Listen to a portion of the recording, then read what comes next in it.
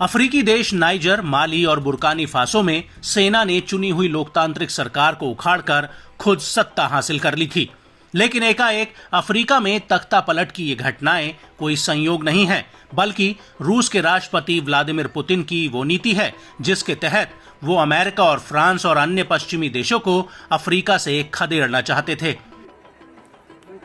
दरअसल रूस की प्राइवेट आर्मी वैगनर ग्रुप पहले ही कई अफ्रीकी देशों में मौजूद है और वो वहां से सेना की तख्ता पलट में पर्दे के पीछे से मदद कर रही थी।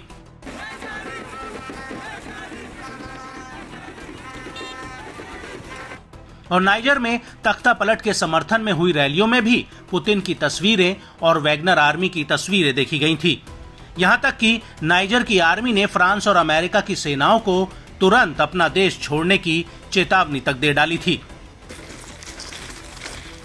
लेकिन अब हालिया खुलासों से ये साफ हो गया है कि नाइजर के तख्ता पलट के पीछे सीधे सीधे पुतिन का हाथ था। वो इसलिए क्योंकि रूस की सरकारी मीडिया ने अपनी एक रिपोर्ट में कहा है कि रूस ने नाइजर को एक एयर डिफेंस सिस्टम और अन्य सैन्य उपकरण भेजे हैं। ये हथियार रूस और नाइजर की गहरी दोस्ती के मद्देनजर भेजे गए हैं। आपको बता दें कि नाइजर की सत्ता हथियाने के बाद सेना ने जनवरी 2024 में रूस के साथ सैन्य संबंधों को मजबूत करने और उनका विस्तार करने में हामी भरी थी और अपनी जमीन से फ्रांस की सेना को निष्कासित कर दिया था। और अब रूस को लेकर नाइजर के सरकारी न्यूज चैनल टेले साहेल ने एक वीडियो जारी किया है जिसमें एक रूसी विमान नाइजर की राजधानी के नियामी एयरपोर्ट पर उतरता हुआ दिख रहा है, जिसमें कथित रूप से सैन्य उपकरण और सामान रूस से नाइजर भेजा गया है। नाइजर के न्यूज चैनल के मुताबिक रूस नाइजर में एक एयर डिफेंस सिस्टम को लगाने और उसका नाइजर के एयरबेस में नियंत्रण स्थापित करने में नाइजर की सेना की मदद करेगा।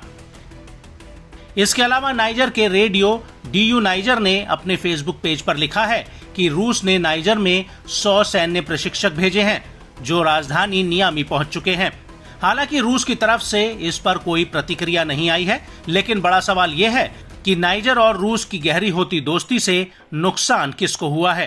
तो आपको बता दें कि नाइजर के तख्ता पलट में सबसे बड़ा झटका पश्चिमी देशों को लगा है, क्योंकि पश्चिमी देश साहेल इलाके में नाइजर के साथ मिलकर इस्लामी चरमपंथियों से लड़ रहे थे।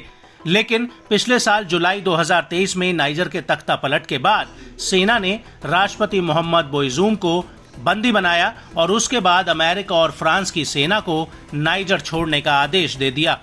और मार्च 2024 में नाइजर ने अमेरिका के साथ अपना सैन्य समझौता भी तोड़ दिया, जिसके तहत अमेरिकी सेना नाइजर में अपने 2 सैन्य अड्डे संचालित कर रही थी। इनमें से एक ड्रोन बेस भी है जिसे बनाने की लागत करीब $10 करोड़ से ज्यादा है। हालांकि अभी भी नाइजर में अमेरिका के 1000 सैनिक हैं, लेकिन उनकी आवाजाही अब सीमित कर दी गई है।